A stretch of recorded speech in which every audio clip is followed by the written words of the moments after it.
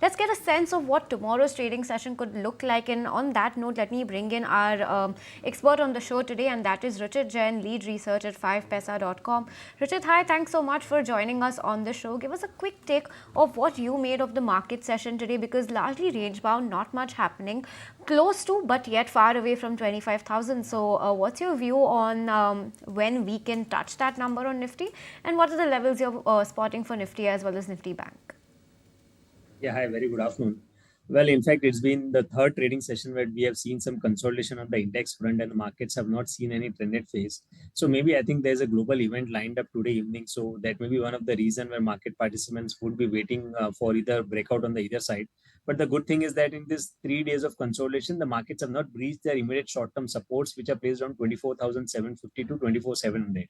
So for tomorrow's trading session or for next 1 or 2 days, I think 24,700 would be the very crucial level to watch out. 24,750 to 700 range, if that is intact, then we should see a continuation of the uptrend quite soon. And once we break out that above the 25,000 mark, maybe tomorrow itself, then we should see a continuation of the momentum towards 25,300. So still the supports are intact. It's just a consolidation or a time-wise correction within an uptrend. No signs of reversal yet.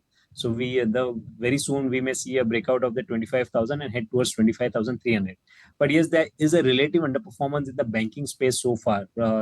Nifty is consolidating around its all-time high, but still Bank Nifty is far from that previous high which it formed at the start of July.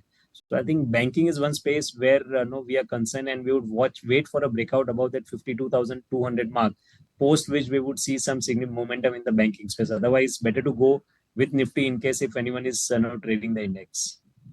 Right. Ruchit, thank you so much for joining us on the show. You did speak about the markets and also spoke about the big event that everyone's eyeing out on globally. But keeping that in mind, which stocks do you think will stand to benefit, or which stock one should keep on their radar? Yeah, hi, very good afternoon. So we are looking at some of the stocks which have recently shown a breakout, and one of them is Asian Paints. So ideally, a good amount of underperformance was seen in the Asian Paints over the last few months, but finally, after the price-wise as well as time-wise corrective phase, this stock witnessed a breakout from the recent consolidation today. So I think this is one stock where risk reward is still favorable irrespective of the market movement. In case if we see any kind of higher volatility because of the event, then too I think the price-wise downside now seems to be very limited over here. So one can take fresh longs in Asian Paints over here with stop loss below 2,980, expecting target somewhere around 3,250 to 3,280 range. And second pick would be a buy call in Bharti Airtel. So steady name where we have seen some gradual up move happening.